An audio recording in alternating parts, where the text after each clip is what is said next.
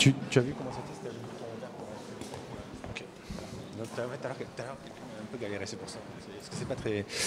Alors, peut-être juste avant de reprendre, on a... Donc, la conférence est filmée et diffusée en direct, et on a eu une question, Valentine, un peu pour les intervenants, sur... Voilà, ça serait quoi les livres, les choses à lire un peu sur ces sujets? Est-ce que vous avez... C'est ça. Effectivement, pour essayer de dépasser ces biais dont on a parlé, notamment le technocentrisme et le technosolutionnisme, si vous avez des références d'ouvrages, de films ou autres pour enrichir justement notre culture. C'est un peu à brûle pour point comme ça. Quelqu'un, est-ce que nos intervenants, en disant oh, ça, il faut vraiment l'avoir lu ou il faut avoir vision. Ah. Moi, j'ai terminé récemment, pardon, je reprends la parole aussi vite que je l'ai lâché, mais j'ai terminé récemment Utopia de Camille Le Boulanger, qui est un super livre qui me dessine un modèle de société assez complet et de façon assez approfondie sur l'abolition de la propriété individuelle et le salaire universel. Et en fait, ça vient avoir des effets sur tous les aspects de la vie sociale, économique, professionnelle et intime des individus. Je vous encourage vraiment. Je ne voulais pas refermer le livre. En fait, j'aimais beaucoup le monde qui était proposé. Merci. Alors peut-être juste un pas. Ah. De manière évidente, le ministère du futur, je vais être le premier à le dire, parce que tout le monde l'a sur les lèvres, j'imagine. Voilà, je ne vous le décrirai pas. C'est un gros pavé, mais c'est ni utopique ni dystopique, mais c'est très intéressant. J'avais parlé de ce livre, donc de Kim Stanley Robinson. Bon, alors on va passer à la suite. Et maintenant, je vais accueillir Elliot Greff, si je prononce bien. Il est chef de projet études industrielles et méthodologiques au CBIOS. Et il va nous parler de comment on peut réanimer les imaginaires par le prisme du vivant. Merci. Merci beaucoup. Bonjour à tous, je suis ravi d'être ici avec vous. On m'entend bien ou pas? Oui. Ouais, ça va. Depuis que je suis tout petit, je suis passionné par le vivant, par la nature. Avec mon père, j'allais faire des randonnées et je campais, il me racontait des histoires, donc le monde fantastique, ça faisait aussi partie de mon enfance. Ma mère était actrice, je la voyais sur scène, et donc enfant, c'est naturellement que je voulais être inventeur ou acteur. Mais j'ai fini par faire une classe préparatoire en biologie, c'était beaucoup moins sympathique, quoique, en préparant les oraux des concours, on avait un projet à préparer. Et je travaillais sur la modélisation mathématique des toiles d'araignée. Et c'est là que j'ai découvert le biomimétisme. Alors du coup, ce sera là. Pour ceux qui ne connaissent pas, le biomimétisme, c'est la démarche qui vise à observer le monde du vivant, pour essayer de le comprendre, et s'en inspirer pour répondre aux défis du monde moderne. Du coup, en sortant de cette école préparatoire, j'ai intégré AgroParisTech. Et là-bas, j'ai essayé de poursuivre cette passion pour le biomimétisme. J'ai commencé par continuer à poursuivre la biologie, à essayer de le détailler, à le comprendre de plus en plus dans le détail. Et donc, je suis parti aux États-Unis, à Columbia, pour faire un stage sur la maladie d'Alzheimer et le lien entre stress et maladie d'Alzheimer. J'ai fait un petit détour par le Canada, où j'ai découvert pour de vrai le biomimétisme, cette fois-ci à l'Institut de Montréal de biomimétisme. Et je suis revenu à Paris pour finir ma carrière scientifique à l'interface entre biologie et physique, au CNRS, où j'ai travaillé sur les nanoparticules pour traiter les crises cardiaques. En sortant d'AgroParisTech, mon diplôme d'ingénieur en poche, du coup, je voulais faire du biomimétisme. Mais je ne savais pas vraiment comment faire en réalité. J'avais jamais été formé et je ne me sentais pas en fait de lancer comme ça une activité. Et du coup, je suis parti faire une thèse de doctorat aux arts et métiers, où j'ai travaillé à la mise en place d'un processus de conception qui visait à intégrer un nouvel acteur issu du monde de la biologie et qui pouvait apporter des choses aux concepteurs pour faire du biomimétisme. En gros, j'ai essayé de créer mon métier. Cet acteur, je l'appelais le biomiméticien. Et j'ai eu la chance, à la sortie de cette thèse de doctorat, de rejoindre le CBIOS, qui est le Centre d'études en expertise en biomimétisme, C'est la plus grande structure dans le monde qui fait du biomimétisme. On est plus de 25 employés et on travaille à la fois sur la partie académique, à accompagner la recherche, à continuer à développer aussi des processus, des outils. En ce moment, on travaille par exemple sur un outil d'intelligence artificielle qui vise à regarder dans la littérature biologique ce qui peut être intéressant pour nous inspirer, plutôt que de le faire à la main avec des centaines de milliers d'articles. Un autre aspect, c'est de travailler avec les industriels, de les prendre par la main pour résoudre des problèmes auxquels ils font face et pour montrer que s'inspirer du vivant pour réaliser des fonctions, c'est crédible. La dernière partie, c'est la formation. On donne des cours en école d'ingénieurs, en université, mais aussi auprès des industriels qui ont envie de se former, qui ont envie d'intégrer le biomimétisme dans leur pratique. Et enfin, avec ma casquette méthodo, je suis responsable de la formation en interne. C'est-à-dire que quand les gens ils arrivent, ils savent faire de la biologie, de la physique et de la chimie, mais la plupart du temps, pas de biomimétisme. Et donc mon rôle, c'est de les former à faire du biomimétisme. Le CBIO, c'est une coopérative. On est 80 coopérateurs avec une raison d'être: accélérer et soutenir la transition écologique et sociétale par le biomimétisme. Le biomimétisme, c'est un moyen, c'est pas un objectif. On est une société à mission, à but non lucratif. Voilà, j'ai fait la partie historique. Et aujourd'hui, on m'a invité à vous parler un petit peu du coup d'imaginaire et du lien entre l'imaginaire et le monde du vivant. Ce qui est intéressant avec l'imaginaire, c'est que c'est un petit peu deux grands mondes qui s'affrontent. On a les imaginaires qui sont impossibles, irréels, les dragons, les licornes, les super-pouvoirs, cracher du feu, ça c'est aussi des imaginaires. Et puis on a les imaginaires qui ne sont pas encore réels. J'ai imaginé cette conférence avant de vous la faire. Elle n'est réelle que maintenant. Si je devais donc définir l'imaginaire, je dirais que c'est un peu l'ensemble de nos idées, qu'elles soient possibles ou non.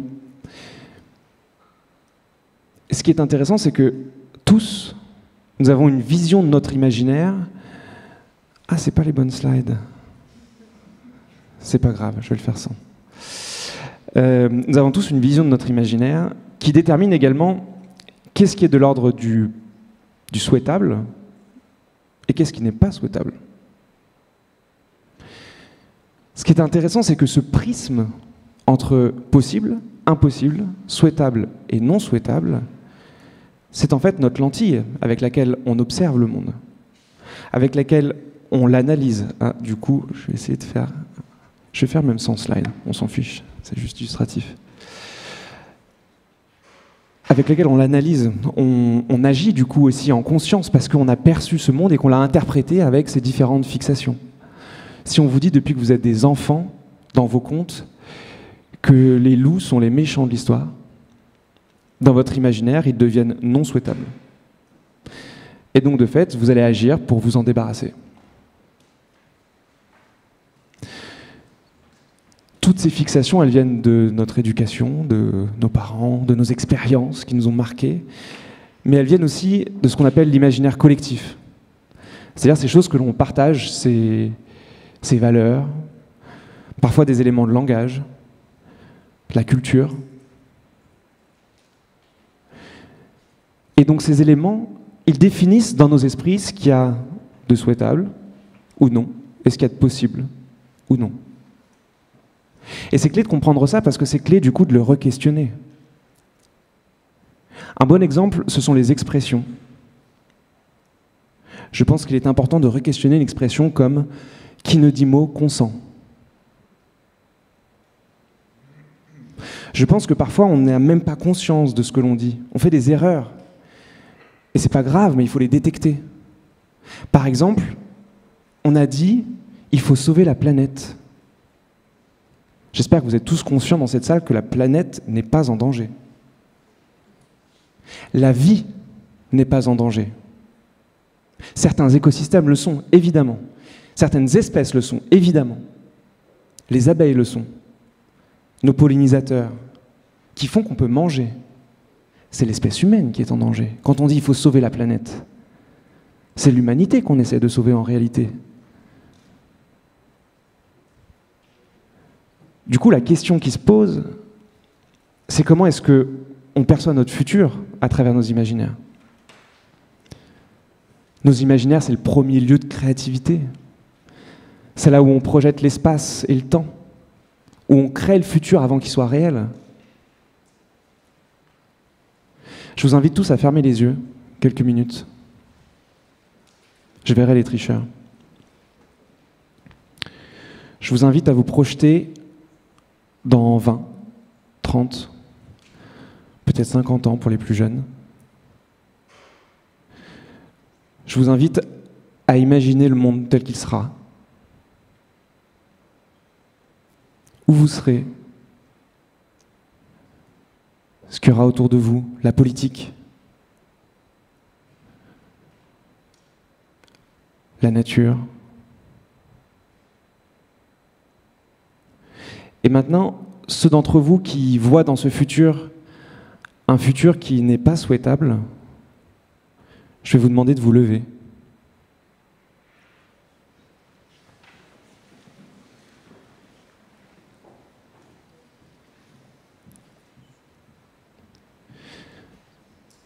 Maintenant, j'aimerais qu'on constate 3 choses. La première, c'est que peu importe que vous soyez assis ou debout, vous n'êtes pas seul.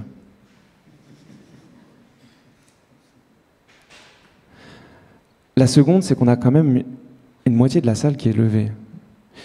Et que donc, nous vivons collectivement une forme de crise de l'imaginaire, de notre projection dans ce futur. Et la troisième chose, c'est ce que je viens de vous dire précédemment. Dans nos imaginaires, on crée des futurs qui ne sont pas encore réels. On a encore le temps de faire quelque chose. Vous pouvez vous rasseoir. Ou rester debout d'ailleurs, pas de souci. Ce que je vous invite à faire du coup aujourd'hui avec moi, c'est de comprendre comment est-ce que le vivant peut nous aider pour imaginer des futurs qui sont peut-être plus souhaitables. Ça, normalement, je devrais pouvoir récupérer. Bam, bam, bam, bam, bam, bam. Ok. On va le faire avec 2 grands principes qui sont intrinsèques au biomimétisme. La première partie, c'est l'approche philosophique. En fait, le biomimétisme, c'est une façon de voir le monde. Le fait de se rapprocher du monde du vivant pour apprendre de nouvelles manières de parler du monde, de nouveaux référentiels, peut-être même de nouveaux mots. D'en apprendre les règles. On parle de principes inspirés du vivant en biomimétisme. Je vais vous en présenter 2, parce qu'il y en a un certain nombre, mais je vais me concentrer sur 2 aujourd'hui. Le premier, c'est la vision circulaire plutôt que la vision linéaire. Vous êtes, j'ai vu tout à l'heure, un certain nombre de designers, vous avez conscience de ça. Mais je voulais juste vous faire 2-3 remarques. D'un point de vue technologique, on parle d'un objet de la même manière qu'on parle d'un enfant. On parle de la conception d'un objet et de la conception d'un enfant. Et quand on arrive au bout de la phase d'usage, on parle de la fin de vie. Dans nos imaginaires, on a ancré que ce que l'on crée, ce que l'on conçoit, ça a quasiment la même valeur que la vie d'une certaine manière. Du coup, tout le monde a envie de travailler sur la conception. Personne n'a envie de travailler sur la fin de vie. La mort nous fait peur. On la fuit.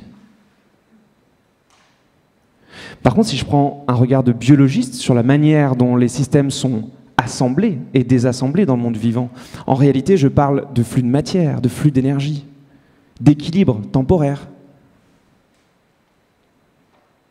Peut-être que ce référentiel-là, si on l'utilise demain et qu'on ne parle plus de conception et de fin de vie, alors il sera neutre dans notre état d'esprit, dans notre imaginaire. On parlera d'assemblage, de désassemblage.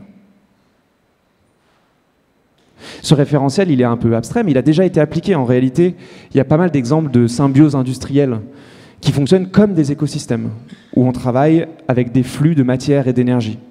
Je vous en donne un ici, c'est à Kalundborg, au Danemark. Vous avez 17 entreprises qui se sont regroupées pour que les déchets d'une entreprise soient la matière première de la suivante. Ça peut changer nos manières de voir le monde, mais ça peut aussi changer la manière dont on s'exprime. Peut-être que demain, vous ne serez plus des concepteurs, des designers, des designeuses. Peut-être que vous serez des architectes de la matière, des assembleurs et des désassembleurs.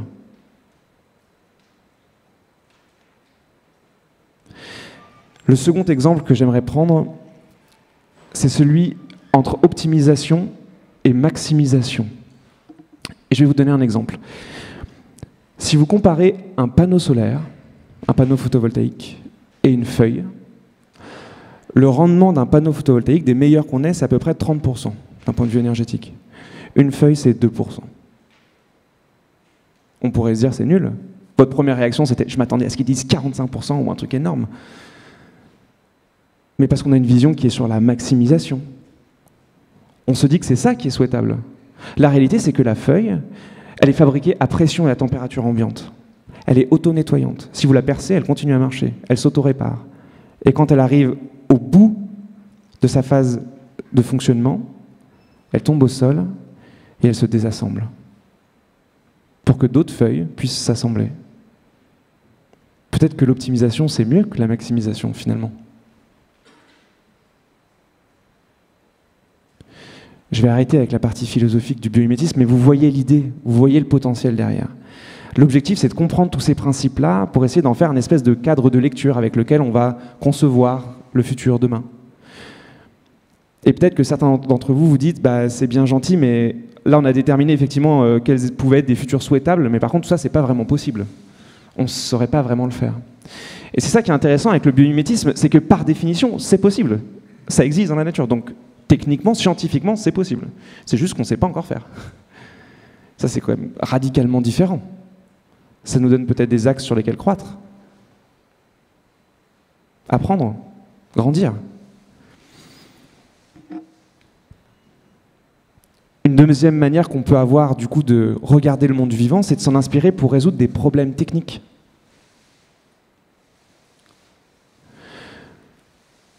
Je vous en ai pris un, pas vraiment au hasard, qui est comment se déplacer sous l'eau.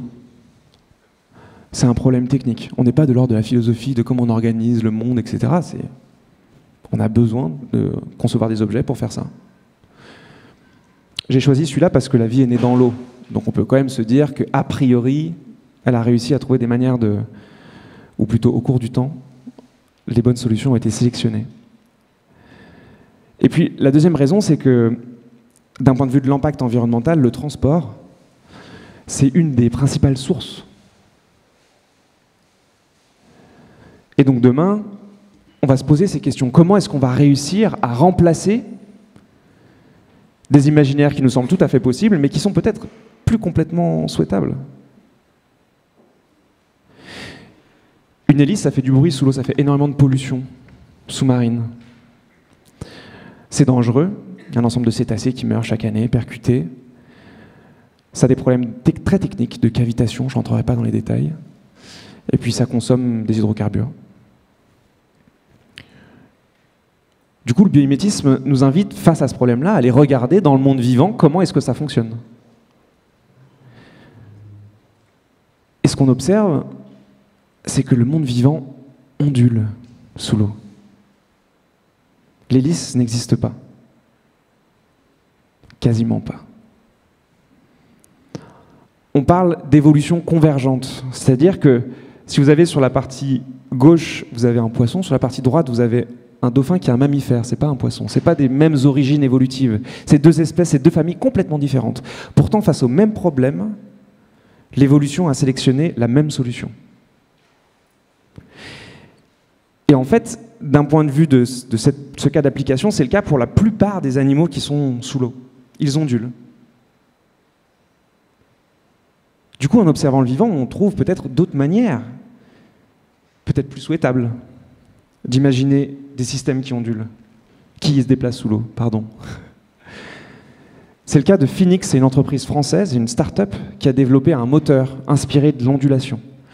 100% électrique, éco-conçu, avec des puissances qui sont compatibles avec ce dont on a besoin d'un point de vue industriel, sans hélice, avec très peu de bruit. Ce qui est intéressant aussi, c'est de comprendre qu'en réalité, le principe d'agiter une membrane pour convertir de l'énergie, ça peut s'appliquer à différentes échelles. On peut l'utiliser pour faire un moteur, je vous l'ai montré tout à l'heure. Mais vous avez deux autres entreprises qui se sont montées avec le même principe. Une entreprise qui s'appelle CoreWave, qui fait des pompes cardiaques. Parce que les hélices, ça pose problème dans les pompes cardiaques, parce que les globules rouges, quand elles rentrent en contact avec l'hélice, elles peuvent être déchirées. Parce que le cœur, il bat. Il n'a pas un mouvement en continu. Là où avec des ondulations, on peut imiter des pulsations. Sur la partie droite, vous avez l'énergie. Même principe de conversion, mais sens inverse.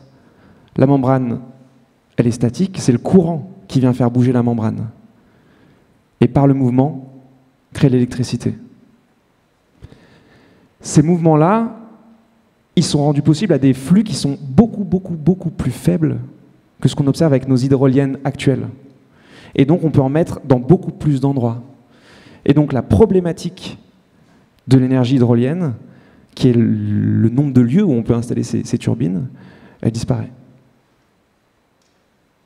En fait, ce que j'aimerais qu'on comprenne ensemble, c'est que le monde du vivant aussi a ses fixations. Il a aussi ses biais de construction, qui ont été sélectionnés au cours du temps, depuis 3,8 milliards d'années. Nous, ça fait 200 000 ans. Pour vous donner une idée, 200 000 ans, c'est 1 minute à l'échelle d'une année, si vous dites que la vie a 1 année.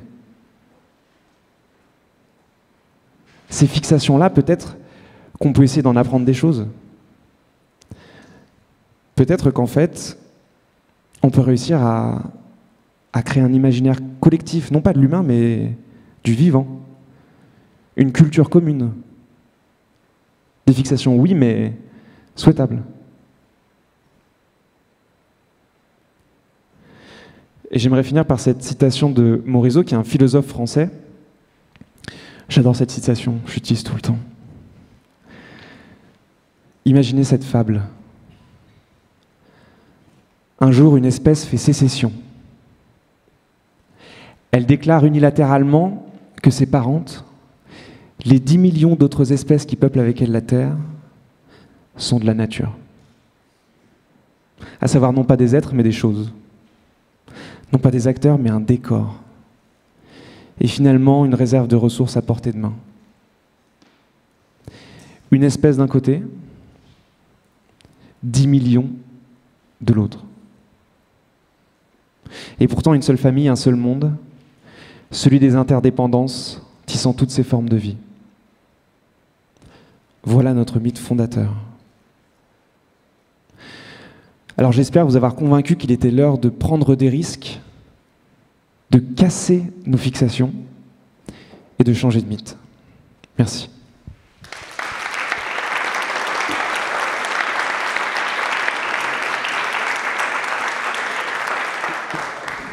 Un grand merci pour cette intervention.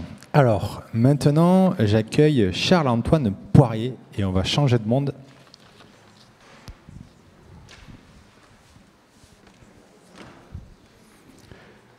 Bonjour les terriennes et les terriens. Oui, il faut que je vous dise, je reviens de la Lune. Je viens de passer 24 heures sur la Lune. Alors, par contre, ça marche moins bien. D'ailleurs, c'est moi là, avec ma combinaison, mon casque. Je m'appelle pas Thomas Pesquet, je m'appelle le voyageur lunaire FP01. Et j'ai passé 24 heures sur la Lune avec cette combinaison qui m'a été très utile. Vous savez comment ça commence un voyage sur la Lune? Vous commencez par passer 3 jours pour y aller. 3 jours en 2054, c'est juste pas possible. Comment ils peuvent être aussi lents encore en 2054 alors que c'est exactement le même temps qu'on met en 2024? Oui, j'ai oublié de vous dire, excusez-moi, j'ai été un peu rapide. J'ai passé 24 heures sur la Lune, c'est vrai, mais en 2054. C'est incroyable, non? D'ailleurs, c'est tellement vrai que je vais vous raconter ce que j'y ai vu. J'ai 6 minutes 30 exactement pour ça. Mais avant, juste une chose. Donc je suis voyageur lunaire, FP01, envoyé par ma société FuturePass dans cette Learning Expedition sur la Lune, 24 heures, avec plein d'autres experts, et nous avons pu faire cette visite. Qu'est-ce que nous y avons vu? On y a vu la vie. On a vu comment les humains habitent la Lune en 2054. On y a vu les constructions, qu'ils y ont faites. On a vu les activités qu'ils y mènent, qu'elles soient scientifiques ou industrielles. On y a vu leur manière de se déplacer sur, sous, dans les locaux, autour de la Lune. Habiter. Habiter au sens propre, c'est-à-dire faire corps avec. C'est exactement ça le terme qu'il faut utiliser, tant les hommes et les femmes, j'avais prévu de dire les femmes et les hommes, pardon, sur la Lune, ont investi cet espace. Ils forment une communauté, quelles que soient les nations qui les ont envoyés là-bas, comme s'ils étaient une forme d'apatrides. Ils sont devenus solidaires, beaucoup plus respectueux. Daniel Kaplan dirait qu'il ne faut pas inventer des futurs qui sont irréalistes, mais là, ce que j'ai vu, c'est quelque chose qu'on ne voit que dans certains mondes sur Terre. Dans le monde du nautisme, par exemple, quand on se déporte pour secourir des compagnons, même si c'est à son propre désavantage, et là, ils vivent ensemble, ils collaborent. C'est fascinant. Une chose qui nous a particulièrement étonnés et fascinés, c'est l'usage intensif que ces femmes et ces hommes font du régolithe. Régolithe lunaire que le naïf tend à croire comme n'étant qu'une poussière nuisible, pénible et abrasive. Or, ils en font un usage massif.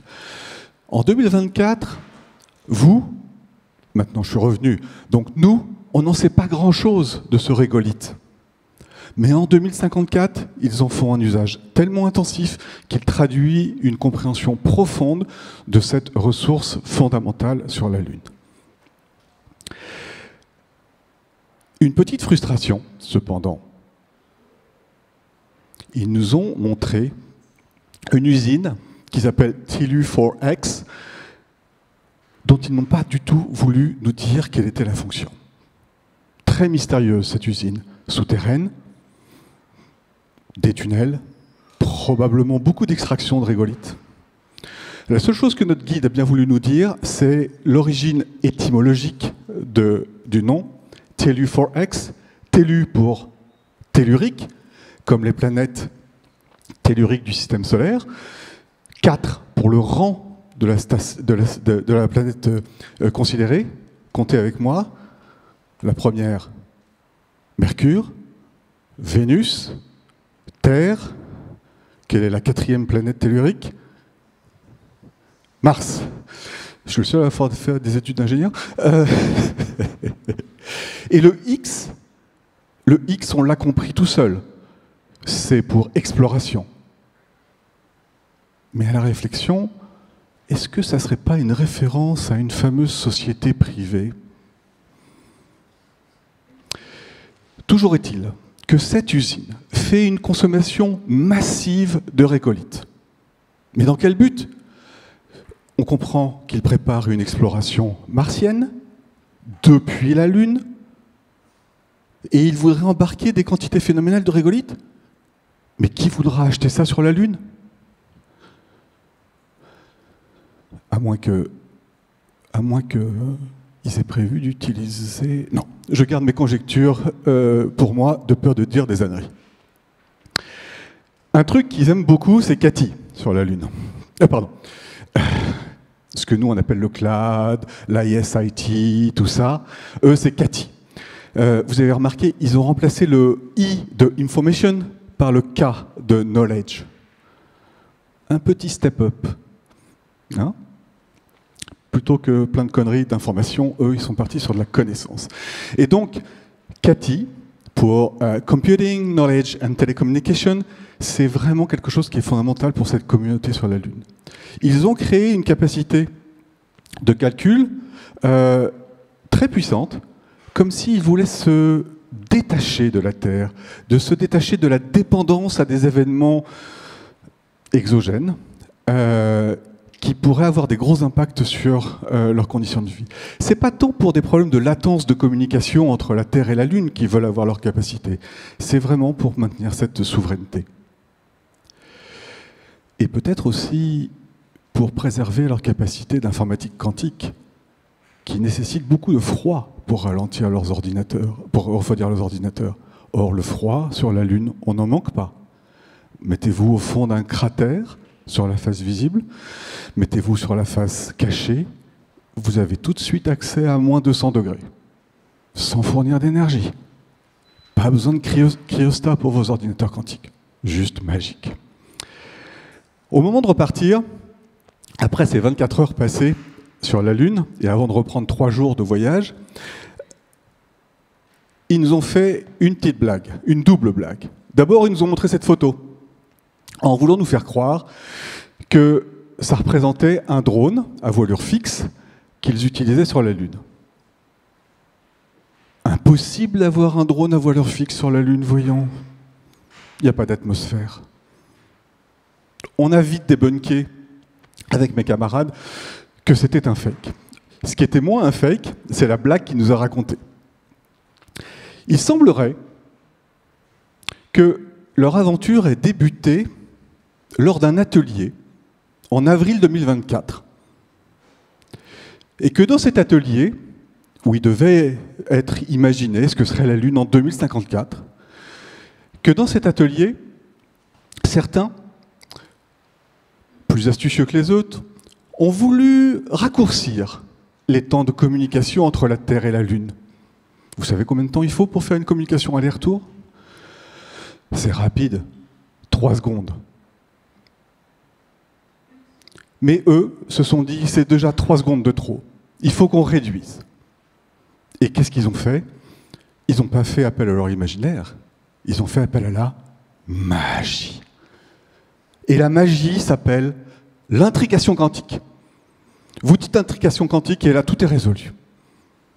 Mais c'est pas possible. Et ça les fait beaucoup rire en 2030 que des esprits ingénieux, très créatifs, se soient très probablement trop largement inspirés de l'excellent livre Le problème à 3 corps de Liu Cixin ou de sa version Netflixée. Mais je vous conseille quand même la trilogie. Et en 2054, nos hôtes sur la Lune, ce qui est certain, c'est qu'ils ont bien gardé leur sens de l'humour parce qu'ils continuent encore de rire de cette blague après 30 ans. Voilà, c'est terminé. Non, c'est pas vrai. Par contre, je quitte la défroque de ce petit relais que je viens de jouer pour vous et je vais vous parler de ce qui se cache derrière ce que je viens de vous raconter. Tout d'abord, je me présente comme je devrais le faire. Je m'appelle Charles-Antoine Poirier, je suis consultant en innovation. On est combien de consultants en innovation dans la salle? À peu près une grande majorité. Mon aventure avec la D-School a commencé avant que la D-School des ponts n'existe, c'est-à-dire en 2009, avec la D-School de Stanford. Et depuis, on a créé beaucoup de lieux d'innovation dans le groupe dans lequel je travaillais jusqu'à il n'y a pas très longtemps, qui s'appelait Thales, et pour diffuser le design thinking. Et maintenant, je travaille pour moi au sein de la société que j'ai créée, qui s'appelle FuturePass. Et donc, c'est de ça dont je vais vous parler. On a été interpellé par un client, en début d'année, qui voulait qu'on lui fasse, non pas un atelier futuriste, mais il voulait un atelier d'idéation. Vous avez tous reçu, certainement, si vous êtes consultant, cette demande « Fais-moi un atelier d'idéation ». On va devenir tellement intelligent, tellement créatif. Mais c'est un client. Ça se respecte. Il nous a donc donné comme consigne de mener un atelier d'idéation le 4 avril 2024. Vous voyez que les dates ne sont pas anodines. Pour inventer ce que serait la mobilité cislunaire. Bon, déjà, premier mot de plus dans mon vocabulaire. Cislunaire, ça veut dire sur, peut-être sous et autour de la Lune. Vous entendez ça, vous vous dites, ok, bon, très bien, j'ai déjà le schéma de ce que c'est qu'un atelier d'idéation. On va probablement mettre une petite dose de design thinking, on va voir ce qu'on peut aller chercher comme tendance, on va essayer d'aller interviewer des utilisateurs. Thomas Pesquet, est-ce que tu es disponible? Bon, quoi qu'il n'a pas été sur la Lune, cela dit. Et mener l'atelier comme ça. Ils ont rajouté un petit twist dans la demande. On veut réfléchir à des innovations de mobilité cislunaire en 2054. Oh, ben ça tombe bien, je sais exactement ce qui va se passer en 2054. Et là, le plan tombe un peu à l'eau. C'est beaucoup plus compliqué. Et l'acteur qui nous a demandé ça s'appelle Way for Space. C'est un think tank qui est basé en région Nouvelle-Aquitaine. Et avec mes collègues et amis de la société AdWeb, on a commencé à se gratter la tête. Tout d'un coup, on s'est dit 2054, et en plus sur la Lune, je crois que c'est Elliot qui évoquait tout à l'heure les imaginaires dans le temps et dans l'espace. Alors là, on a le combo gagnant ici. On s'est dit juste imaginaire, on va faire ça et ça va bien nous aider. On a convaincu le think tank. Gros avantage de travailler pour un think tank, c'est que derrière, ils n'ont pas besoin de mettre en place un plan industriel de produits, de roadmap. Ils travaillent pour des clients, ils travaillent pour des gens un petit peu sérieux quand même. Hein. Ariane Group, Dassault Aviation, le CNES, l'ESA. Et tous ces acteurs, ils ont besoin d'être alimentés en idées, en innovations potentielles pour ce sujet-là. Et donc on a dit, on va partir sur des imaginaires. Créer des imaginaires. On a eu plein d'idées tout à l'heure de ce que c'était que les imaginaires. Je vais vous donner ceux qu'on a mis en place. On a commencé, parce qu'on n'avait pas un temps fou, on a commencé par mettre en place des imaginaires visuels. Donc on a voulu immerger nos participants pour cet atelier dans certains éléments qui évoquent la mobilité en 2054. Ici, ce n'est pas le plus imaginatif parce que tous ces programmes-là en fait, sont déjà écrits, ils sont dans les plans de la NASA. Ce qui l'était moins, c'était d'autres éléments qu'on a ajoutés, où on voulait montrer qu'il était possible de mener des recherches sur la Lune, par exemple, puisqu'on a un labo qui est là, tout en montrant à travers une baie vitrée, qui est juste impossible à faire aujourd'hui, compte tenu des matériaux et des pressions qu'on a, mais c'est pas grave, et du rayonnement solaire. Puisque le rayonnement cosmique, c'est un petit peu compliqué là-haut. Mais on voulait montrer, alors là c'est très foisonnant, inspirer en permanence nos participants sur les éléments de mobilité. Des éléments de mobilité à la surface, des éléments de mobilité dans l'espace, peut-être des éléments de mobilité dans les lieux, peut-être qu'ils sont suffisamment grands pour nécessiter qu'on puisse chacun avoir sa wheel ou son skateboard électrique là-haut, peut-être sous la Lune, comme avec l'usine Telu4X, et probablement des liaisons entre la surface de la Lune, des orbites basses lunaires, vers des orbites basses terrestres, vers la Terre.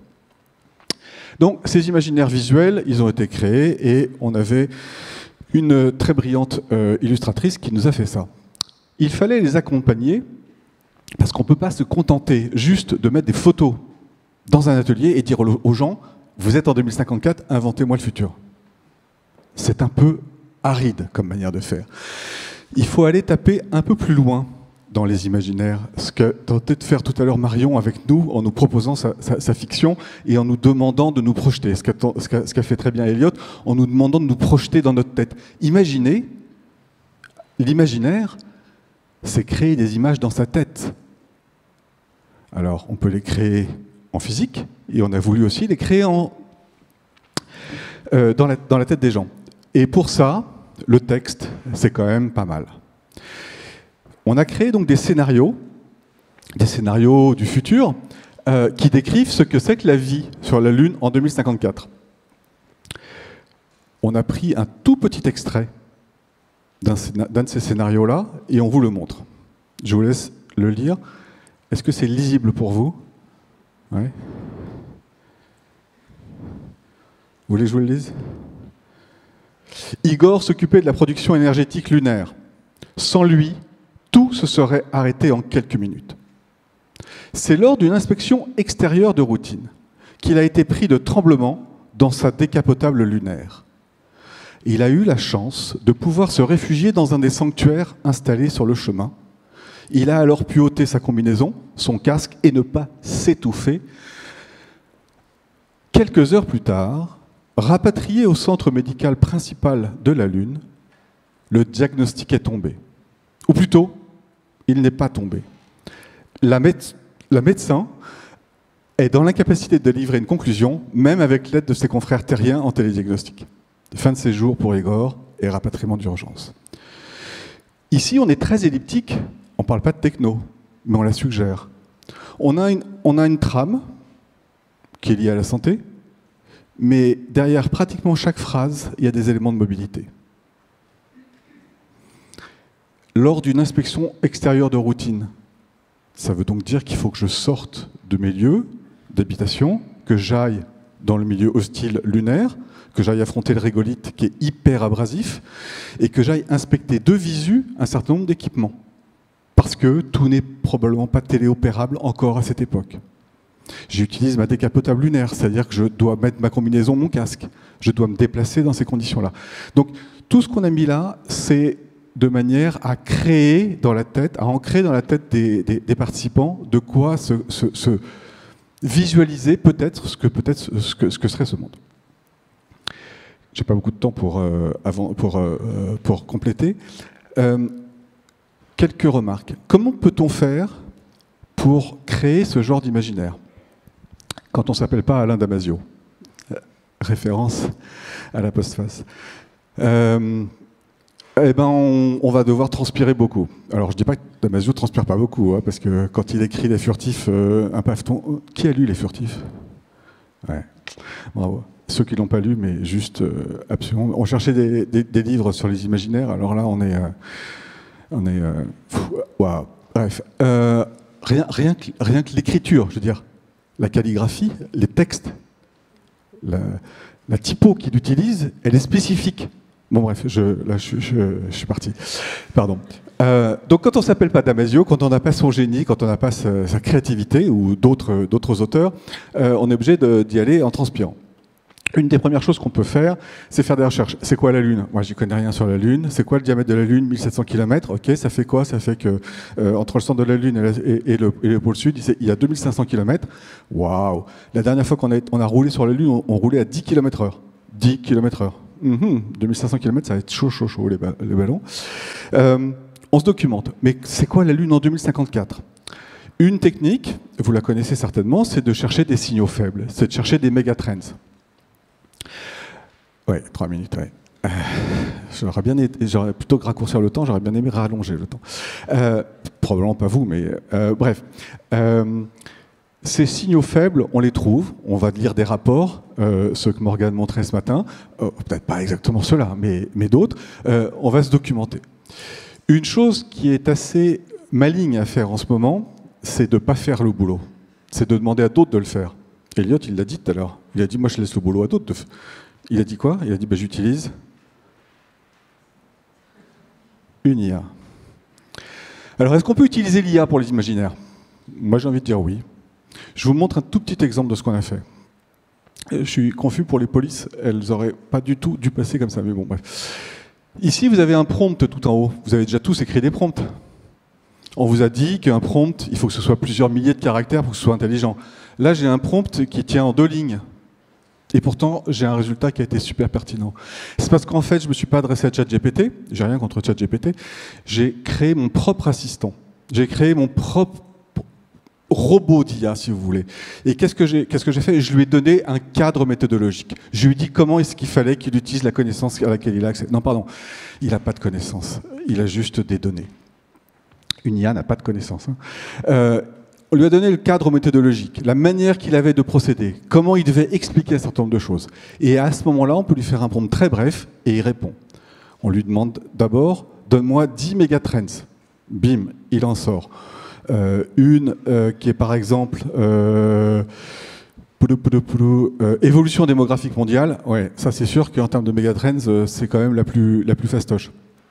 Est-ce qu'elle a un impact pour la Lune en 2054 ? Cadre méthodologique, c'est pas grave si vous ne lisez pas, on lui demande de justifier de manière qualitative ses choix. Est-ce que c'est vraiment une mégatrend? Et est-ce que c'est une mégatrend qui va avoir un impact pour la Lune en 2054? Sur la démographie, il dit une chance sur 2. Donc globalement, on va la rejeter celle-là. Et ensuite, on lui demande qualitativement, décris-nous un petit peu pourquoi chaque mégatrend, tu la trouves intéressante. Et après, tu fais comment pour en dessous de 1 minute? Voilà. Donc, on peut utiliser les IA pour faire tout un travail de recherche. Est-ce qu'on peut utiliser les IA pour écrire un scénario? Je ne répondrai pas à la question. Revenons à nos imaginaires. Imaginez, créer des imaginaires sur de la distance longue, temporelle, comme celle-là. On ne peut pas recourir à des activités de design thinking classiques. L'empathie avec les générations futures, c'est compliqué. Je ne peux pas aller interviewer Anya, qui est une chercheuse lunaire que j'ai vue en 2054, parce qu'elle a 30 ans en 2054. Elle est peut-être dans le ventre de sa maman en ce moment. Et donc, ce qu'elle nous dit, Anya, c'est les imaginaires, il faut y aller, mais quand on y va, il faut y aller à fond. Vous voulez faire un atelier avec des imaginaires, ne vous contentez pas de mettre 2 posters, de donner un petit scénario et de dire bon, allez, maintenant les gars, on y va, on fait comme d'hab. Non, il faut arriver à plonger les gens dans l'imaginaire longtemps, à les faire rester dans ce futur. Il y a un motto, on dit il faut arriver à suspendre l'incrédulité. Notre capacité à se projeter dans le futur, elle est très faible. Parce qu'on est des terriens et on revient très vite sur Terre, surtout quand on est ingénieur. Mais non, c'est pas possible. Mais non, ça, on n'y arrivera pas. Et Elliot nous a dit si, c'est possible. On sait juste pas le faire.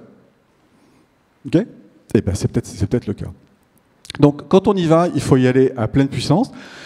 Des imaginaires, vous pouvez en créer des visuels, des textuels, c'est ce qu'on a fait. Vous pouvez créer des imaginaires audio. C'est hyper puissant, un imaginaire audio. Il y a plein de gens qui font de la design fiction audio. C'est fantastique, ça projette réellement très loin. Et vous pouvez bien sûr faire des vidéos, ça marche aussi pas mal. Qu'est-ce que je voulais vous dire d'autre ? Je crois que j'ai terminé et ça va faire plaisir. Voilà, merci beaucoup pour votre attention.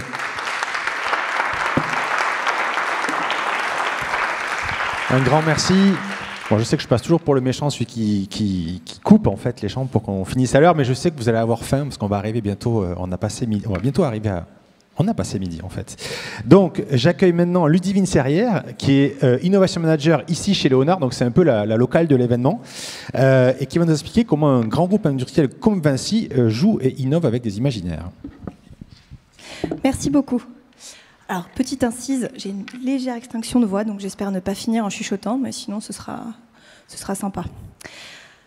Les imaginaires chez Vinci, dans un grand groupe industriel. J'ai envie de dire, oui, on a envie d'y aller à fond les ballons.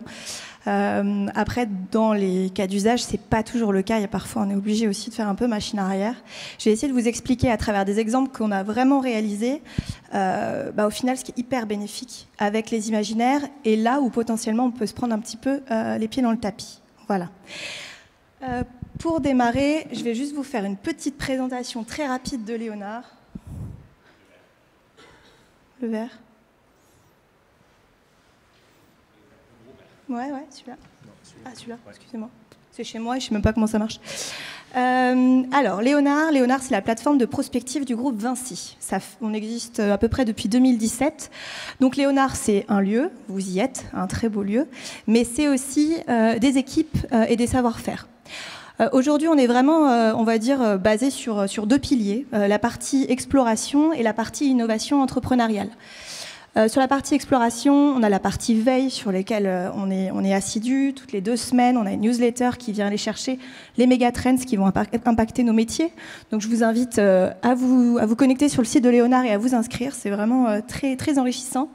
On a aussi la production événementielle. Donc, comme aujourd'hui, on peut avoir des événements partenaires, mais on a aussi nos propres cycles événementiels. C'est ouvert à tous. Et vraiment, aujourd'hui, chez Léonard, et on existe pour ça, l'objectif, c'est l'ouverture. Donc, c'est de réussir à rencontrer des gens qu'on n'a pas l'habitude de rencontrer, de travailler avec des méthodologies qu'on n'a pas l'habitude de rencontrer au sein du groupe Vinci, et essayer vraiment d'imaginer le futur, mais de manière différente. Bien sûr, la prospective, ça on va en parler juste après. Des projets partenariaux, notamment sur des gros projets, notamment européens. On va aller chercher, par exemple, sur la rénovation énergétique, plusieurs partenaires avec du financement européen pour essayer d'aller plus loin sur nos politiques européennes. Et juste à côté, quand on a fini la partie exploration, on a plusieurs programmes sur la partie innovation entrepreneuriale. Et là, on a le parcours d'intrapreneur. Donc j'imagine qu'aujourd'hui, tout le monde voit à peu près ce que c'est. C'est la possibilité laissée à nos collaborateurs de nous proposer pour le futur de Vinci des business models. Et derrière, à partir du moment où, avec un groupe quand on sélectionne le projet, derrière, ils rentrent dans un parcours et ça leur permet vraiment d'aller développer leur idée et de réintégrer cette nouvelle activité au sein de Vinci. On a 2 programmes start-up un programme seed qui est plutôt start-up, qu'on appelle plutôt early stage. On va les accompagner notamment à leur première levée de fonds. Voilà, l'objectif, c'est vraiment de les mettre sur les rails. La plupart du temps, c'est vraiment des startups qui ont un fort lien avec Vinci. Et voilà, notre rôle, ça va être de les aider à se développer dans le bon sens. Et le deuxième programme startup qu'on a, c'est le programme Catalyst. Donc là, on fait vraiment le grand écart. On va plutôt aller chercher des PME qui ont les reins assez solides pour travailler avec Vinci. Donc nous, on va les identifier. On va savoir expliquer pourquoi il faut que le groupe travaille avec ces entreprises-là. Et on va les aider à se disséminer au sein de Vinci. Ensuite, le parcours d'intelligence artificielle, qui est un produit de sortie d'un groupe de prospective. Donc là, de la même manière, il y a des collaborateurs au sein du groupe qui ont des bases de données et derrière vont postuler au programme et nous, on va les aider. Donc là, c'est assez clair et simple. En fait, on va leur faire des cours de code. L'objectif, c'est vraiment qu'ils comprennent comment on fait pour coder et pour qu'ils puissent, en revenant dans leurs propres activités, continuer à maintenir et à développer les solutions qu'ils auront pu créer.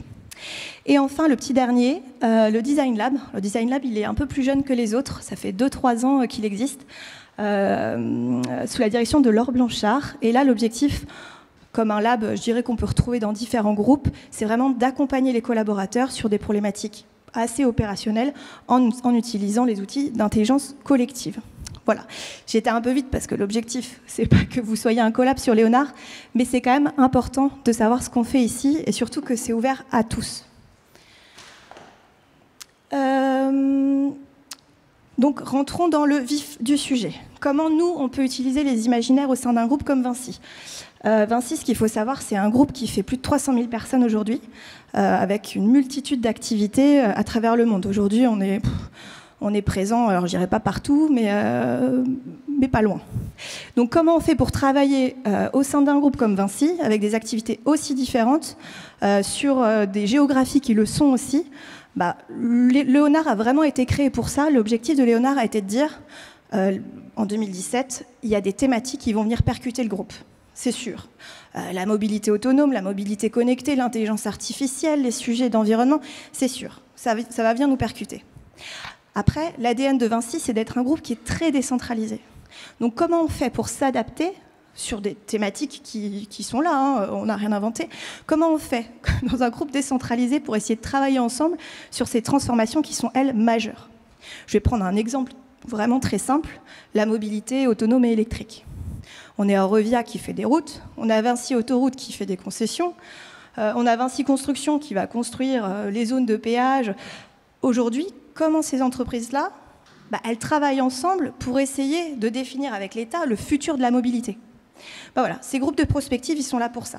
On met autour de la table différentes activités de chez Vinci, et derrière, on essaye de travailler ensemble pour avoir une vision à peu près commune.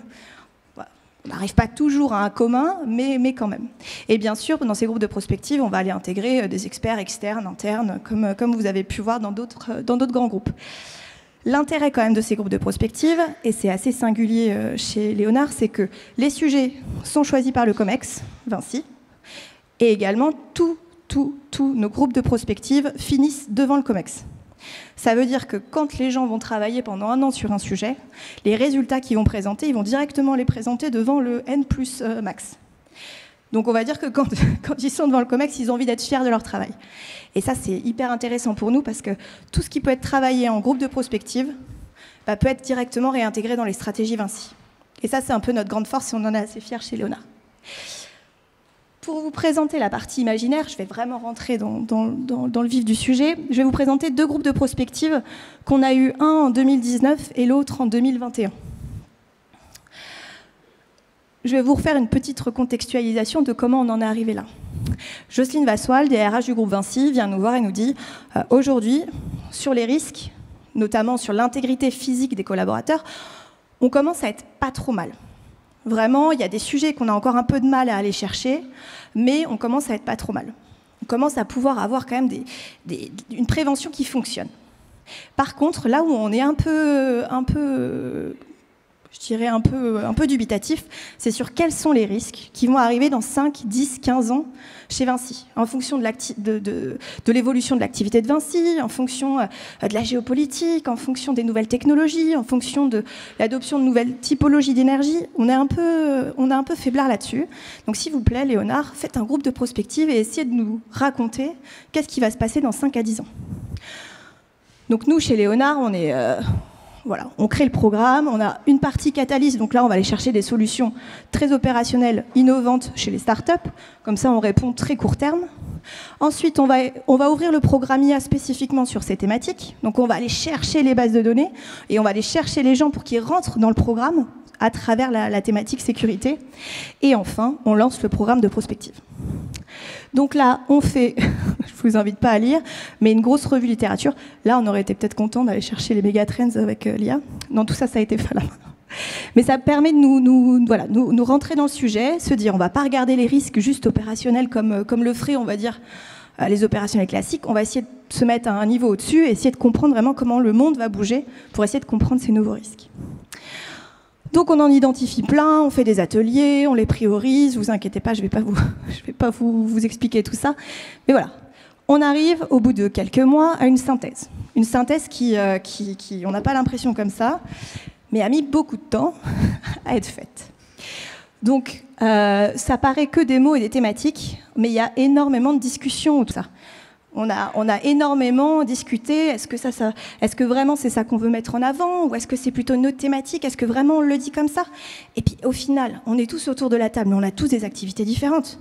Vinci Immobilier, promoteur, les risques pour lui c'est pas pareil qu'un Vinci Construction ou un électricien chez Vinci Énergie ou quelqu'un qui est chez Vinci Concession et globalement qui est plutôt dans un bureau à faire des études financières. Donc, est-ce qu'on parle vraiment le même langage? Donc là, on a commencé à se dire qu'est-ce qui pourrait nous aider à aller plus loin que juste des mots, mais également se mettre à peu près d'accord sur ce qu'on imagine derrière le risque. L'objectif, c'est qu'on soit tous d'accord, nous en tant que groupe, mais également qu'on ait de l'impact quand on va aller discuter avec le COMEX pour aller leur dire « Les gars, les 10-15 prochains risques, ce sur quoi il faut qu'on travaille aujourd'hui, c'est ça ». Ben là, on a été chercher le design fiction. Alors, on ne l'a pas fait tout seul. On est parti chercher un collectif avec Making Tomorrow, avec Nicolas Mainviel, avec une personne avec laquelle on a l'habitude de travailler.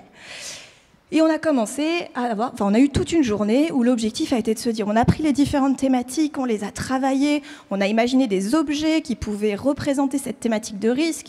Ensuite, on en a fait des scénarios qui ont été retravaillés par des scénaristes. Voilà. Je ne vais pas vous lire tout parce que sinon on va en avoir pour un petit bout de temps, mais c'est pour vous montrer un peu ce sur quoi on est tombé. Là, juste avant, c'était la cabine RH, donc c'est vraiment un miroir qui dit « Est-ce que tu vas bien aujourd'hui ou pas ? Oui, non, du coup, va sur tes tâches habituelles parce que je te sens un peu fatigué, ou non, pars sur des tâches nouvelles parce que là, je te sens en forme et je sens que tu as envie d'évoluer. » D'autres sujets, qui est un sujet très... on a beaucoup d'interrogations aujourd'hui, c'est la relation entre... c'est la cobotique. Une machine intégrée d'IA qui est autonome et un homme qui travaille à côté, comment ça marche? Quels sont les nouveaux risques? Est-ce qu'on a vraiment envie de se laisser juste en test et puis voir comment ça va se passer? Et puis d'autres choses, notamment sur des sujets liés au stress. Je pense que dans toute entreprise, on a cette notion de charge mentale. On a voulu travailler un peu là-dessus. Et puis voilà, il y a un objet de lunettes qui permet de comprendre le stress ou pas des collaborateurs. Donc voilà, on en a fait des objets. Là, le groupe de travail, un peu stupéfait, parce que tout ça, ça s'est fait en 2-3 semaines. On a lu les scénarios, ils étaient hyper en phase. Les objets, un peu interrogés au début, mais vraiment, ça fonctionnait bien. Le groupe était très content. Et là, j'ai posé la question. Qui présente ça au COMEX? Et là, pas de son, pas d'image. Tous quand même des bons DG. Hein. On est vraiment sur des niveaux un peu top niveau. Alors, il n'y en a aucun qui me regardait dans les yeux. Et là, en fait, on comprend que ça a été super intéressant. Vraiment, le process a été super intéressant, les résultats ont été super intéressants et nous ont permis d'avoir un argumentaire. Mais en fait, la finalité, c'était surtout pas ça. Parce que derrière, si on avait présenté ça, juste ça, aux personnes du COMEX, on aurait eu sûrement un retour de bâton. Parce qu'en fait, ça, c'est le résultat d'heures de travail, de réflexion, de débat. Et en fait, ça encapsule une toute petite partie de ce qu'on s'est dit. Mais c'est surtout pas le message final. Donc, une de mes premières conclusions, c'est que les imaginaires, ça peut être hyper intéressant, mais il faut voir dans quel contexte. Parfois, c'est juste dans le processus de création et pas forcément dans la finalité. L'image n'est pas forcément la finalité, parce que ça peut ternir le message. Voilà. Ça, c'est ma première conclusion. C'est bon, ça va? Deuxième sujet sur lequel, du coup, là, je vais totalement me contredire. Comme ça, au moins, vous aurez les deux exemples. Les futurs du travail. Là, de la même manière, gros groupe de travail avec beaucoup de RH sur comment... Là, on est en 2019, avant le Covid. Donc, on travaille encore dans un environnement qui nous paraît à peu près stable. Comment vont évoluer le futur? Comment va évoluer le futur et les futurs du travail? Quels sont, au final, les éléments de flexion? Qu'est-ce qui va être appuyé, non appuyé? Donc là, pareil, c'est une synthèse, on va dire, de tous ces groupes de travail, avec des sujets liés au temps de travail, synchronisé, désynchronisé, le lieu de travail. Est-ce que, c'est une question qu'on se pose encore aujourd'hui, le télétravail, non, pas de télétravail, on reste en fixe, open space, pas open space, tiers-lieu, la partie définition de poste. Aujourd'hui, on est quand même sur des métiers où on a une fiche de poste, mais peut-être que demain, on va être plus fragmenté, on va plutôt travailler à la tâche. Voilà, la partie management, organisation et la partie qualification. Voilà, je vous la fais vite parce qu'on ne fait pas un cours sur l'organisation du travail aujourd'hui. Mais on a acté ça. Après, derrière de ça, on a commencé à travailler sur des scénarios, en faisant varier au final, en fonction des activités Vinci, quel pouvait être l'impact, positif ou négatif, de la transformation de ces points-là. Et là, au final, ça a été une belle grosse étude, vraiment, on a beaucoup travaillé sur l'étude, mais alors assez complexe quand même à aller disséminer dans les différentes entreprises. Parce que là, tout l'intérêt, c'était pas tant de donner une liste à l'après-vert de ce qu'il faut faire pour que derrière le futur du travail se passe bien dans les entités, c'était plutôt que les entités se saisissent de ce travail et se disent, voilà, moi en fonction de mes activités, en fonction de ma géolocalisation, en fonction de mes possibilités, télétravail, etc., quels sont mes potentiels scénarios? Et là, on a travaillé avec Louise Plantin qui nous a aidé à concrétiser des BD. Et c'est vraiment ces BD-là qu'on a été présentés, challengés, discutés, débattus. Et vraiment là, l'imaginaire a été l'objet final.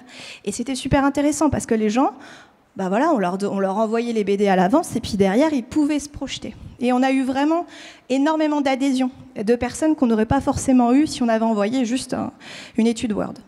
Voilà. Il faut savoir que tout ça, c'est disponible en ligne sur le site Léonard. Si vous avez envie d'aller un peu plus loin sur les BD, n'hésitez pas. Donc voilà. Là, inversement, les imaginaires nous ont vraiment servi à aller délier les langues et ont été un vrai objet de parole. Et enfin, pour terminer sur la partie imaginaire pure, ce qui nous intéresse aussi énormément, c'est quand c'est les autres qui font des imaginaires sur nous. Parce qu'au final, eux, ils sont plus ou moins décomplexés, je dirais. Là où potentiellement nous, parce qu'on a été formaté comme ça, on n'irait peut-être pas dans un champ ou dans un autre. Ce qui est intéressant, c'est quand les autres parlent de nous, c'est complètement ouvert. Et il n'y a pas très longtemps, on est tombé sur une BD qui s'appelle Renaissance, une dystopie du monde. Voilà, vous pouvez aller regarder s'il y en a qui aiment la science-fiction, c'est vraiment sympa, des éditions d'Arco. Et alors, c'est pas la bonne image parce que j'avais plus la BD, donc je pouvais pas la prendre en photo. Mais là, je feuillette la BD et je tombe sur des drones, Vinci Autoroute. Alors, il y avait notre logo avec marqué Vici. Alors, je me suis dit, ça a été caché un peu, mais pas tant que ça. Et en fait, c'était des drones de Vinci Autoroute qui étaient là plutôt pour la maintenance des bas-côtés, qui étaient dotés d'intelligence artificielle et qui venaient tuer des gens. Voilà. Mais, voilà, c'est la science-fiction. Ce qui était intéressant, c'est qu'ils avaient imaginé, au final, certains de nos métiers qui s'étaient transformés avec l'arrivée de l'intelligence artificielle, et notamment sur des parties de maintenance de Vinci Autoroute. Donc, voilà, ça c'est intéressant pour nous parce que derrière, on peut aller aussi chercher dans la littérature des gens qui vont juste imaginer ce que nos activités vont être et vont peut-être le faire mieux que nous. Voilà. Et demain. Alors là, je vais aller assez rapidement parce qu'après, vous allez avoir toute une présentation là-dessus. Mais on essaye toujours de challenger un peu nos pratiques de prospective. Et puis, vu que c'est la thématique juste après, j'ai choisi tout ce qui portait plutôt à l'intelligence artificielle. On en a un petit peu parlé. Je vais aller un petit peu moins loin. Mais déjà, nous, ce qui est hyper intéressant, c'est la partie c'est la partie illustration. En 2 secondes, enfin si ce n'est 3, si on a un bon prompt, sur la fin, dans un groupe de travail, on a la possibilité de rendre visible et concrétiser les différentes discussions qu'il y a eu dans un groupe de travail. Et ça, c'est super pour nous. Pas que c'est ça la finalité, mais c'est juste qu'on a une image et on peut être critique avec l'image. Sur l'image, ça on y croit, ça on n'y croit pas, ça ce sera demain, ça ce sera pas demain, dans telle géographie. Voilà, c'est vraiment un outil très rapide qui n'était pas disponible avant et qui va vraiment faire évoluer nos séances de réflexion.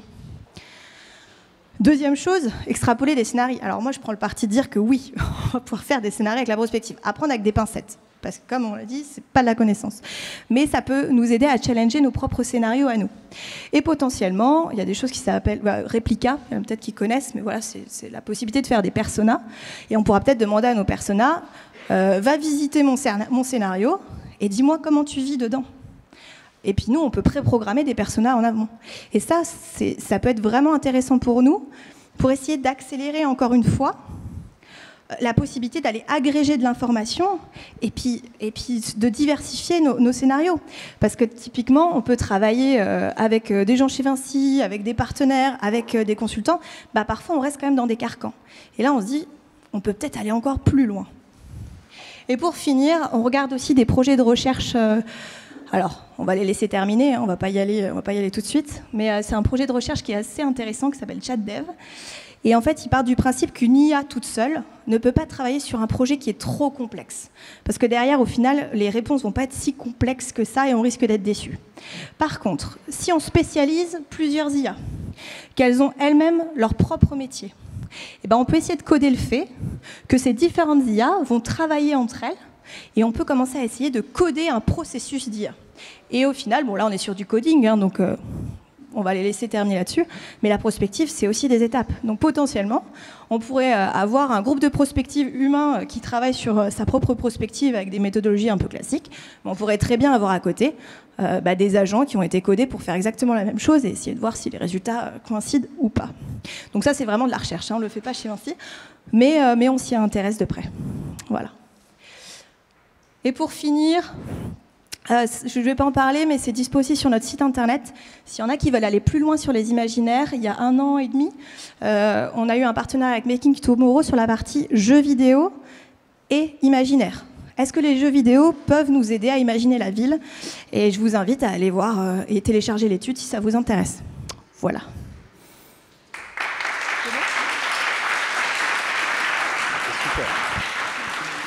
Merci beaucoup. Puis en plus, tu as fait le lien entre le prochain intervenant. Alors d'ailleurs, c'est pas une conclusion, c'est plutôt une ouverture. La semaine dernière, avec certaines de l'équipe, on était à Vivatech. Et évidemment, à Vivatech, on a vu...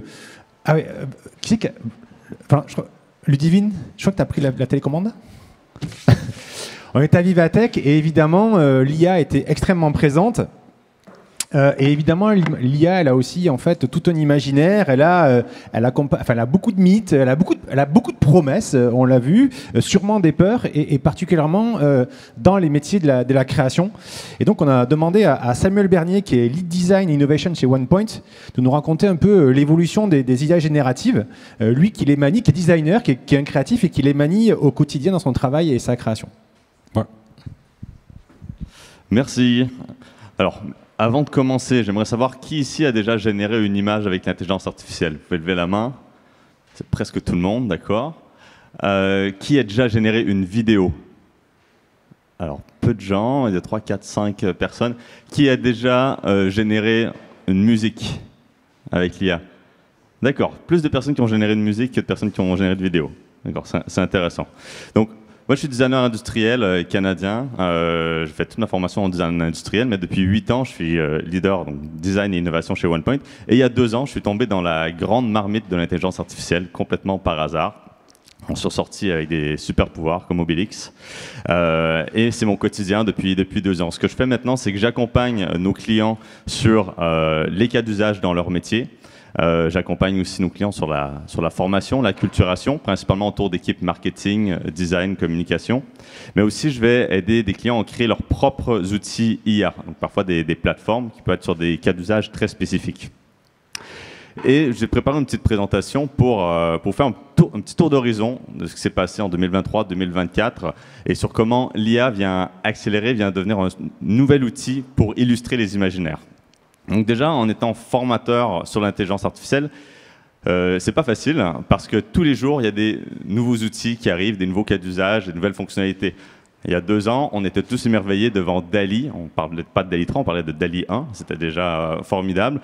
Et dans les mois qui ont suivi, il y a des outils comme Midjourney, Stable Diffusion, Adobe qu'on croyait mort après l'arrivée de Midjourney est revenu en force avec plein de nouvelles fonctionnalités qu'ils ont intégrées dans leurs outils. Et maintenant, ces outils IA, on les retrouve partout, intégrés ou séparés des workflows habituels. Et pour vous illustrer un peu cette évolution ultra rapide, il n'y a que 2 ans qui séparent ces 2 images. Une image créée avec Midjourney 1, une image créée avec Midjourney 6, ici. Il y a seulement 1 an qui sépare ces 2 vidéos. Vidéo l'année dernière, vidéo cette année avec Sora. Ça devient presque difficile de se projeter dans l'année prochaine, parce qu'on se dit c'est déjà tellement bien. Comment ça peut être mieux? Eh bien, l'IA nous surprend toujours. Ça, je vais passer ça. Hop. Donc, dans les imaginaires, je vais commencer par parler de l'industrie de la musique. L'industrie de la musique utilise l'IA depuis longtemps, mais il y a une démultiplication des utilisations de l'IA. Déjà, des artistes qui se font cloner, avec ou sans droit sur leur propriété intellectuelle. Dernièrement, ceux qui suivent un peu les actualités rap, il y a ce rappeur canadien Drake qui a copié dans une de ses chansons un diss track. Pour ceux qui ont plus de 45 ans, un diss track, c'est une chanson un peu vénère pour se moquer d'un autre artiste. Donc il a réutilisé les clones des voix de Tupac Shakur, qui est mort dans les années 90, et de Snoop Dogg pour utiliser ses voix, pour porter ses propres paroles envers son adversaire. C'est lui revenu en pleine figure, mais tant pis pour lui. David Guetta, lui, a utilisé la voix d'Eminem en introduction d'un de ses morceaux. Pareil, sans l'autorisation de l'artiste. Après, avec ou sans autorisation, il y a des artistes qui en font des choses plutôt positives. Les Beatles ont fait leur dernier morceau ensemble en utilisant l'intelligence artificielle pour extraire la voix de John Lennon d'une démo qui avait été donnée par Yoko Ono, qui était inexploitable. Mais plusieurs années plus tard, ils ont réussi à enfin publier ce morceau. Et ils ont même fait une vidéo en utilisant beaucoup de deepfake IA génératif. Et aujourd'hui, comme je disais, l'IA est dans la musique depuis longtemps, mais elle devient accessible à tous. Il y a des outils comme Suno. Suno, c'est un outil en quelques clics vous fait créer une chanson originale, à la fois les paroles, à la fois la musique, et la chanson que ça vous générera sera absolument unique pour vous. Moi, je l'ai testé dans un cas d'usage un peu mignon. Je pensais à ma nièce qui est là-bas au Canada, à la ferme avec mes sœurs. J'ai mis quelques informations sur ma nièce. Je sais que son père et sa mère aiment bien la musique country. J'ai mis musique country à propos de Clara, et il m'a fait une chanson absolument magnifique, très mignonne, qui a fait pleurer toute ma famille.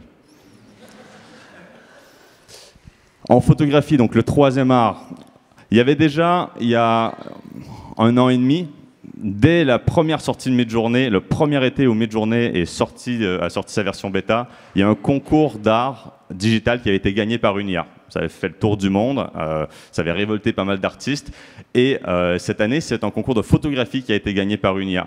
Pas n'importe quel concours de photographie, le Sony World Photography Award.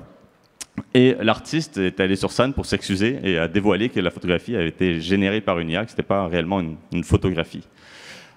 Donc quand même des jurys experts de la photographie arrivent à se faire duper par une IA, on est allé assez loin. On a un vrai sujet quand on essaie de reproduire des humains en photographie, IA, c'est les biais de représentation, représentation sociaux, culturelles, ethniques. On a un biais d'un côté, c'est-à-dire que si on a une base de données qui est principalement des caucasiens, une base de données occidentale, si on demande une belle femme ou la plus belle femme du monde, elle ressemblera probablement à ça. Un visage sans port de peau, petit menton, lèvres plutôt pulpeuses. Et si on veut contrôler l'IA, essayer de l'emmener à l'inverse de ces biais, à l'inverse de ces clichés, on peut aussi placer le curseur un peu trop loin. Et c'est ce qui s'est passé avec cette IA, où quand on lui demande une photo des pères fondateurs des États-Unis, il a fait un peu n'importe quoi. Il y a d'autres exemples plus extrêmes, mais que je ne vous ai pas mis ici pour différentes raisons. Ce qui est intéressant aussi par l'œil du photographe, ce qu'il aime parfois dans l'IA, c'est l'erreur de l'IA. Ils font l'apologie de cette surprise, de cet inattendu que peut apporter l'IA. Ce photographe, Guido Mocafino, est un photographe officiel de plusieurs maisons de luxe, dont Chanel, et il a obtenu l'autorisation, ça a été d'ailleurs le tout premier à travailler avec la maison Chanel, à avoir l'autorisation d'utiliser l'IA, pour faire une collection photographique IA du flacon numéro 5, iconique flacon numéro 5 de Chanel. Et la raison pour laquelle cette collection a été acceptée à la diffusion, c'est que justement, c'est le flacon, mais sans être le flacon. Quelqu'un qui connaît très bien ce flacon iconique voit qu'il y a plein de détails dans le bouchon, dans le collier et même dans la forme du verre, qui fait que ce n'est pas réellement une bouteille de Chanel. Et c'est aussi ce que le photographe a apprécié, jusque dans la typographie. Mais bon, ceux qui ont fait de la génération d'images IA connaissent bien que les limites de l'IA dans le texte en termes d'image. La vidéo, j'avais prédit lors d'une conférence l'année dernière que la vidéo serait le grand champ de bataille de l'IA générative en 2023. Et ce fut le cas. On a bien entendu des cas d'usage assez simples où on prend une vidéo existante, on utilise l'IA pour y appliquer un style complexe qui historiquement était faisable mais qui prenait énormément de temps à générer, à créer. Aujourd'hui, il suffit de trouver une image et ce style s'appliquera à l'ensemble de la vidéo. On a des outils qui apparaissent où la génération se fait en temps réel ou en quasi temps réel. Donc ça permet à la fois d'aller dans des tout petits détails à l'intérieur d'une image et de pouvoir travailler en mode vidéo, en mode interactif avec l'image. Ça, c'est un artiste 3D que j'apprécie énormément, Martin Noblang. Suivez-le sur LinkedIn, il est incroyable. Presque tous les jours, il fait une vidéo dans ce genre-là. Des effets spéciaux sans effort. En tant que designer industriel, j'ai fait beaucoup de 3D dans ma vie. J'ai essayé une fois de faire de l'animation 3D et c'était un casse-tête pas possible. J'ai passé des semaines et le résultat était pas ouf. Et aujourd'hui, avec des outils comme Wonder Dynamics, il suffit d'avoir un modèle 3D, d'avoir une vidéo et l'IA peut remplacer un personnage dans la vidéo par la 3D sans qu'il y ait de travail de post-production. La vidéo est entièrement faite avec l'intelligence artificielle sur la base d'un vrai match de foot. Il y a eu les premiers courts-métrages. Peu, voire aucun d'entre vous ont pu utiliser cet outil qui fait pas mal parler, qui s'appelle Sora par OpenAI, les mêmes créateurs que ChatGPT. Mais ils ont dévoilé les premiers résultats d'un concours de courts-métrages avec différents cinéastes en utilisant leur moteur de génération d'images. C'est le même moteur de génération d'images qui a permis de faire les deux mammouths que je vous ai montrés en début de présentation. Et ça permet de voir quand même le potentiel de réalisation qu'une seule personne peut faire le résultat d'une équipe entière à l'intérieur de quelques heures ou quelques jours de travail. Et cette vidéo aussi, qui s'appelle Airhead, est une petite histoire assez sympathique d'une personne née avec un ballon à la place de la tête, et on suit son aventure. Alors en art, il y a ce projet qui est pas récent, hein, c'est un projet de 2018, mais je voulais en parler pour dire que l'IA dans l'art, c'est pas nouveau non plus. En 2018, Edmond, de la famille Bellamy, tout en haut ici, a été vendu aux enchères chez Christie's à plus de 400 000 $ canadiens. Donc l'art l'IA était déjà valorisé dans l'art en 2018 et ça ne fait qu'augmenter. Même que l'IA était une catégorie, a été inclus dans d'autres catégories jusqu'ici, et à partir de cette année, dans les prix Electronica, l'art est une catégorie à part entière. Comme je l'ai dit, je suis designer industriel et l'IA dans le design industriel est devenu presque une évidence. Ça vient s'intégrer dans les frameworks de travail, même dans les outils de travail, sans même l'afficher comme de l'intelligence artificielle. Ici, c'est toujours Martin Noblang qui aime bien mixer différentes technologies ensemble. Et il fait d'un côté une 3D en modelage en réalité virtuelle, il utilise à côté une IA en temps réel pour faire le rendu. Donc l'étape entière de calcul de rendu visuel est remplacée par l'intelligence artificielle dans ce cas-ci. Il y a des marques comme Coca-Cola qui laissent carrément la création à l'IA. Ils ont lancé cette gamme de boissons Y3000, où ils ont essayé d'imaginer le Coca-Cola que les gens boiraient toujours en l'an 3000. Je vous avoue que le résultat n'est pas tout à fait incroyable pour ceux qui ont pu goûter. Nike, pour les Jeux Olympiques, ont fait cette co-création avec l'IA où ils ont travaillé avec 13 athlètes olympiques et ils ont laissé l'IA imaginer une chaussure pour eux. Et cette chaussure a été ensuite imprimée par l'impression 3D. Dans le jeu vidéo, on en a parlé rapidement tout à l'heure, mais c'est une vraie révolution aussi qui s'annonce. Déjà, pour tout ce qui est interaction avec les joueurs, on en a parlé tout à l'heure, on peut imaginer donner un rôle à un personnage, lui demander de tester une expérience, mais ce personnage il peut être aussi une personne avec qui on vient interagir, discuter. Et ce principe du synthetic user, du synthetic persona, fait en sorte que là où les joueurs de vidéo allaient dans une quête parler à quelqu'un qui lui lançait toujours le même script, il pourrait avoir une vraie discussion avec cette personne, avec ce NPC, et cette discussion pourrait aller sur différents sujets. Et le personnage gardera toujours sa personnalité, la personnalité que le game designer lui a donnée. Et là, on va un petit peu plus loin, mais on imagine que d'ici peu de temps, les mondes entiers en jeux vidéo pourront être générés en temps réel. C'est-à-dire qu'on pourra partir d'une scène nue et se promener à l'infini et avoir des environnements qui se créent de façon personnalisée là où on se déplace. Et c'est drôle parce qu'on se rapproche d'une théorie qui fait pas mal parler depuis une petite dizaine d'années. Il y a la théorie comme quoi nous vivons tous dans une simulation, dans un monde simulé. Et on en voit les premiers indices comme quoi c'était peut-être vrai, cette théorie. En communication, il y a quelques semaines, il y a l'Ukraine qui a communiqué pour la première fois avec sa porte-parole Victoria Shi, qui est en réalité une IA. Une IA qui est donc le visage du ministère des Affaires étrangères de l'Ukraine, désormais.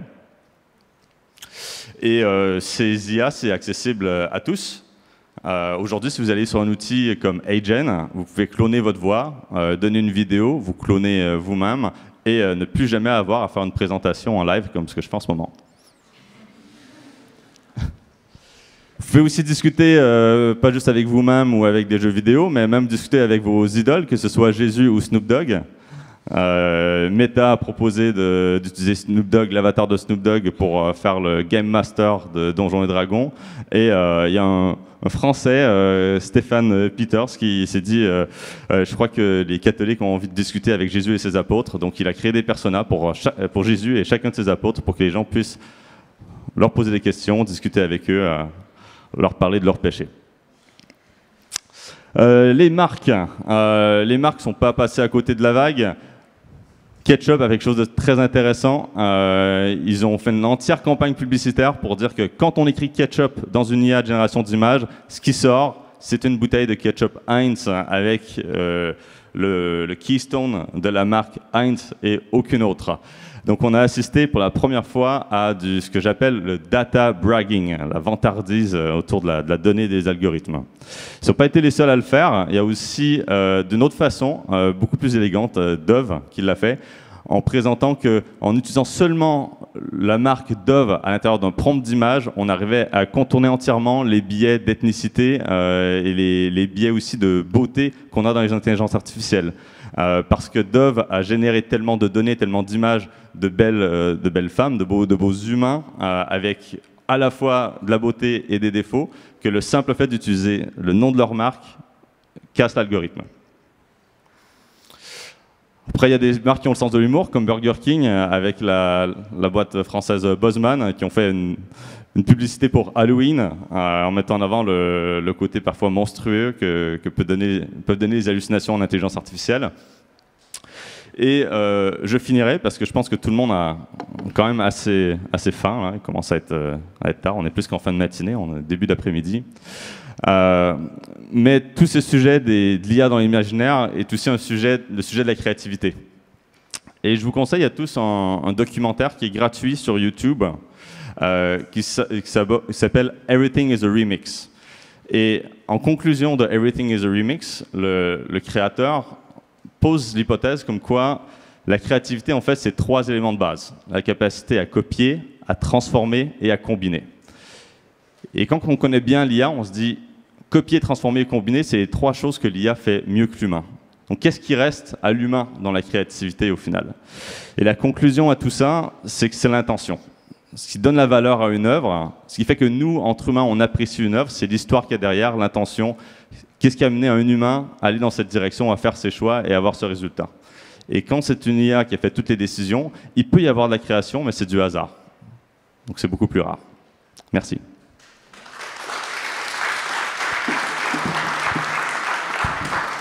Eh bien, merci. Eh bien, on va terminer cette matinée. Donc, vous avez un repas qui vous est servi pour rester avec nous cet après-midi. Donc, on a le temps de discuter encore là, et on va reprendre à 14h30 par un atelier dans cette salle.